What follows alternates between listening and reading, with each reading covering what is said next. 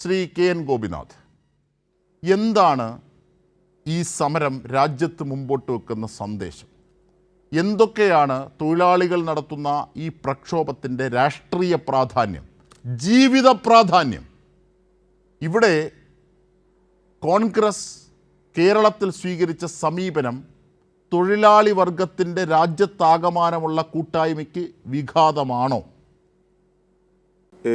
കേരളത്തിലും ഇന്ത്യയിലും മാത്രമല്ല ലോകത്തെമ്പാടും 1800 കാലഘട്ടത്തിൽ തന്നെ തൊഴിലാളികൾ, പ്രത്യേകിച്ച് അമേരിക്കയിൽ റെയ്സ്റ്റാഗിൽ 8 മണിക്കൂർ ജോലി 8 മണിക്കൂർ വിശ്രമം വിനോദം എന്ന ആവശ്യമടക്കം നേടിയെടുത്തുകൊണ്ട് നടന്നിട്ടുള്ള പ്രക്ഷോഭമാണ് ഇന്ന് ലോകം മുഴുവനും തൊഴിലാളി ദിനമായിട്ട് ആചരിക്കുന്ന മെയ് ദിനം. അതുമാത്രമല്ല, ആ പ്രക്ഷോഭത്തിൻ്റെ ഭാഗമായിട്ടാണ് 1919 ഇൻ്റർനാഷണൽ ലേബർ ഓർഗനൈസേഷൻ രൂപീകരിക്കുന്നതാകുന്നത്. ILOയുടെ എല്ലാ കൺവെൻഷൻ ധാരണകളെയും ലോകത്ത് അതിൽ അംഗമായിട്ടുള്ള എല്ലാ രാജ്യങ്ങളും ഇന്ത്യ അടക്കം പാർലമെൻറ്റിൽ റാറ്റിഫൈ ചെയ്താണ് ഇന്ത്യയിൽ പല നിയമങ്ങളും ഉണ്ടായത്. Trade union act, factories act, industrial dispute act, അങ്ങനെ പല നിയമങ്ങളും ഉണ്ടായത്. ഞാൻ സമയപരിധി കൊണ്ട് അതിൻ്റെ എല്ലാ വിശദാംശങ്ങളിലേക്കും പോകുന്നില്ല. ആ നിയമങ്ങളും ആ അവകാശങ്ങളും, അതിൽ പണിമുടക്കാനുള്ള അവകാശമുണ്ട്, പണി ചെയ്യാനുള്ള അവകാശമുണ്ട്, സൂപ്പറാന്വേഷൻ സംബന്ധിച്ച ധാരണകളുണ്ട്, ഓരോരുത്തരുടെയും സർവീസ് കാര്യങ്ങളെ സംബന്ധിച്ചുള്ള നിബന്ധനകളുണ്ട്, സേഫ്റ്റി ആസ്പെക്ട്സ് ഉണ്ട്, ഇങ്ങനെ ഒരുപാട് കാര്യങ്ങളുണ്ട് തൊഴിലാളികൾ ആലോചിച്ചതിൽ. എന്നാൽ ഇന്ത്യക്കകത്ത് കാലങ്ങളായി മഹാഭൂരിപക്ഷം വരുന്ന ഇന്ത്യയിലെ തൊഴിലാളികളുടെ എണ്ണമോ ആ തൊഴിലാളികൾക്ക് ആവശ്യമായിട്ടുള്ള സാമൂഹ്യ സുരക്ഷയോ ഒന്നും നമ്മുടെ രാജ്യത്ത് വ്യവസ്ഥാപിതമായി ഇതുവരെ തൊഴിലാളികൾ ഒരുപാട് പണിമുടക്കുകൾ നടത്തിയിട്ടുണ്ടെങ്കിലും ഇന്ത്യക്കകത്ത് ഗവൺമെൻറ് മാറി വരുന്ന ഗവൺമെൻറ് തയ്യാറായിട്ടില്ല. അസംഘടിത തൊഴിലാളികൾക്ക് ആദ്യമായി ഒരു സാമൂഹ്യ സുരക്ഷാ ബില്ല് കോമൺ മിനിമം പ്രോഗ്രാമിൻ്റെ ഭാഗമായി വനാവകാശ നിയമം, മഹാത്മാഗാന്ധി തൊഴിലുറപ്പ് പദ്ധതി പോലെ തന്നെ ഒന്നാം UPA ഗവൺമെൻറ് കാലത്ത് ഇടതുപക്ഷം പൈലറ്റ് ചെയ്തതിന് ശേഷമാണ് unorganised sector social security act അന്നത്തെ മൻമോഹൻ സിംഗ് ഗവൺമെൻറ് അപ്രൂവ് ചെയ്യാൻ തയ്യാറായത്. പക്ഷേ അത് നിയമമാക്കിയതും ചട്ടങ്ങളുണ്ടാക്കിയതും 28 സംസ്ഥാനങ്ങളിൽ കേരളം മാത്രമാണെന്ന് ഓർക്കണം. ഇതെല്ലാം നേരത്തെ ശ്രീ റോണി എല്ലാം പറഞ്ഞതുപോലെ കേരളത്തിലെ ട്രേഡ് യൂണിയൻ സംഘടനകളുടെ ഒരു മുൻകൈ സ്വാഭാവികമായിട്ടും ഇന്ത്യയുടെ ട്രേഡ് യൂണിയൻ പ്രസ്ഥാനത്തിൻ്റെ ചരിത്രത്തോടൊപ്പം തന്നെ ആദ്യകാലങ്ങളിൽ പരമ്പരാഗത മേഖലയിൽ, കൈത്തറി മേഖലയിൽ, അതുപോലെ കയർ മേഖലയിലൊക്കെ വന്നതിന് ശേഷം സംഘടിത മേഖലയിലേക്ക് വ്യാപിക്കുകയും അസംഘടിത മേഖലയിലേക്കും കൂടി പടർന്നതിൻ്റെ ഭാഗമായിട്ടുള്ള ഒരു ചരിത്ര തുടർച്ചയെ നിഷേധിച്ചുകൊണ്ട് ആർക്കും പോകാൻ കഴിയില്ല. അങ്ങനെയാണ് പണിമുടക്കാനുള്ള അവകാശം വന്നത്.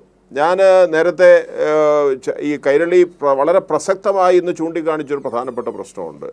പണിമുടക്ക് കാലഹരണപ്പെട്ടതാണ്, വേറെ എന്തെങ്കിലും മെത്തഡോളജി തൊഴിലാളികൾക്ക് ഉന്നയിക്കാനുണ്ടോ എന്ന് ചോദിക്കുന്നത് സത്യാഗ്രഹം പല കാര്യങ്ങളും ആയിരിക്കാം. പണിമുടക്ക് തൊഴിലാളികളുടെ ഏറ്റവും അവസാനത്തെ ആയുധമാണ്. അത് ഭരണഘടനാപരമായി അംഗീകരിച്ചിട്ടുള്ളതാണ്. അത് യൂണിവേഴ്സലായിട്ടുള്ളൊരു അംഗീകാരമുള്ളതാണ്. അതിന് കാരണം എന്താ?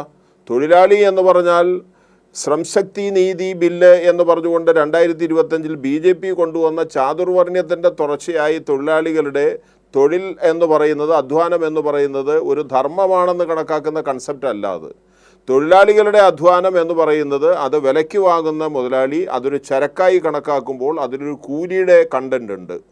തൊഴിലാളി അധ്വാനിച്ചുണ്ടാക്കുന്ന സമ്പത്തിൻ്റെ അധിക മൂല്യം കൂലിയായും അവന് മറ്റ് ക്ഷേമാനുകൂല്യങ്ങളായി ആരോഗ്യവാനായിട്ടുള്ള തൊഴിലാളിയെ മുതലാളിത്തത്തിന് ലാഭകരമായി പ്രവർത്തിക്കാൻ എന്നും വാർത്തെടുക്കണമെന്നുള്ള സിദ്ധാന്തം മുതലാളിത്ത ചരിത്ര പണ്ഡിതന്മാർ, മുതലാളിത്ത സാമ്പത്തിക പണ്ഡിതന്മാരടക്കം കൊണ്ടുവന്നിട്ടുള്ളൊരു കാര്യമാണ്.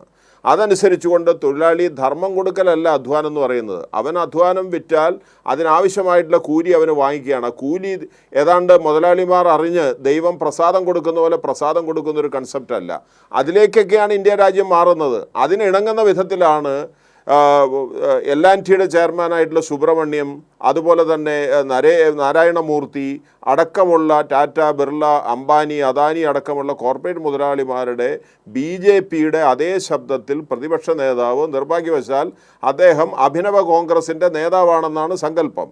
അദ്ദേഹം ആ കോൺഗ്രസിൻ്റെ പൈതൃകമായിട്ടുള്ള ജനാധിപത്യ മര്യാദകൾക്ക് പോലും നിരക്കാത്ത വിധത്തിലാണ് പണിമുടക്ക് കാലഹരണപ്പെട്ടതാണെന്നാണ് ഞങ്ങളുടെ ഒരു അഭിപ്രായം. അദ്ദേഹം ഹർത്താലിനെ സംബന്ധിച്ച് പറഞ്ഞു. ഹർത്താൽ ഇവിടെ ആര് പ്രഖ്യാപിച്ചു? INTUC പ്രഖ്യാപിച്ചിട്ടുണ്ടോ? CIT പ്രഖ്യാപിച്ചിട്ടുണ്ടോ? ഒരു സംഘടനകൾ ഹർത്താൽ പ്രഖ്യാപിച്ചില്ല. ഹർത്താൽ നിരോധിച്ചിട്ടുള്ള കാര്യമാണ്. ഹർത്താലല്ല പ്രഖ്യാപിച്ചിട്ടുള്ളത്.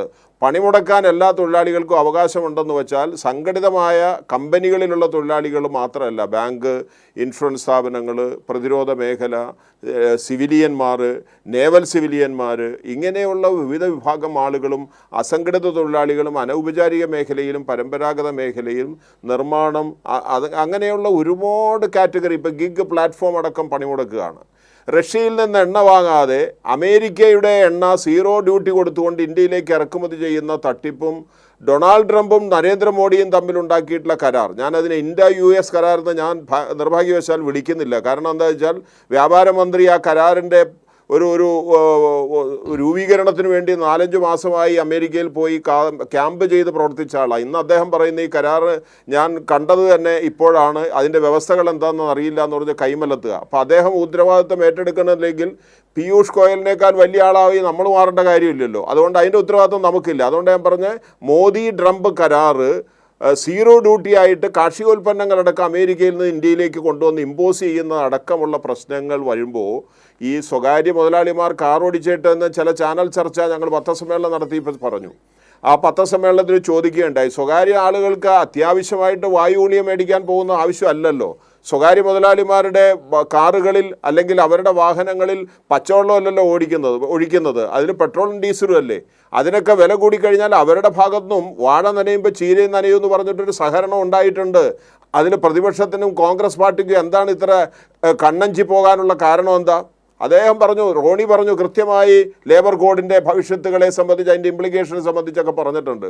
പക്ഷേ ഇന്ത്യയിലെ കോൺഗ്രസ് എവിടെയാണെന്നുള്ളതാണ് ചോദ്യം. കോൺഗ്രസ് പാർലമെൻറ്റിൽ ഇന്നിപ്പോൾ രാഹുൽ ഗാന്ധി അടക്കമുള്ള എല്ലാ പ്രതിപക്ഷ MP-മാരും DMKയുടെ MP-മാരും ഇടതുപക്ഷ MP-മാരും പണിമുടക്ക് ദിവസം പണിമുടക്കിന് അനുകൂലമായി പാർലമെൻറ്റിൽ നിന്ന് ഇറങ്ങി വന്ന് സമരത്തിൽ പങ്കെടുത്തു. നല്ല കാര്യം. എന്താ VD സതീശൻ കോൺഗ്രസ്സുകാരനല്ലേ?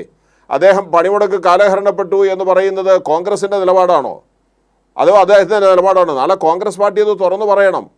അതുകൊണ്ട് അത് ശരിയായതല്ല. അത് യഥാർത്ഥത്തിൽ ഇന്ത്യയിലെ കോർപ്പറേറ്റ് മുതലാളിമാരുടെ ശബ്ദം, BJPയുടെ ശബ്ദം ബഹുമാന്യനായ പ്രതിപക്ഷ നേതാവിന്റെ വായി കൂടി വരികയാണ്. അതെ, അരാഷ്ട്രീയവാദികളുടെ കയ്യടികൾ കിട്ടാൻ വേണ്ടിയും ഇത്തരത്തിൽ രാജ്യ താല്പര്യങ്ങൾ ബലി കഴിക്കുന്നവർക്കെതിരായുമുള്ള തൊഴിലാളികളുടെ കൂട്ടായ്മയെ തുരങ്കം വെക്കുന്ന തരത്തിലേക്കും പോകുന്ന ഒരു നിലപാട്, ആ നിലപാടിനോട് സതീശന് മാത്രം, കേരളത്തിലെ കോൺഗ്രസിന് മാത്രം എങ്ങനെ ചേരാനാകുന്നു? അവരെന്താണ് അവരുടെ യാത്ര നിർത്തി ഇതുമായി സഹകരിക്കാത്തത്?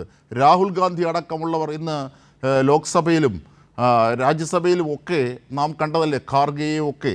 അപ്പോൾ അങ്ങനെയുള്ള കോൺഗ്രസിൻ്റെ തന്നെ ദേശീയ താല്പര്യങ്ങൾക്കെതിരെ കേരളത്തിലെ കോൺഗ്രസ് നിൽക്കുന്നു, VD സതീശൻ നയിക്കുന്ന കോൺഗ്രസ് നിൽക്കുന്നു എന്നുള്ളത് വലിയ ദുഃഖകരമായ കാര്യമാണ്.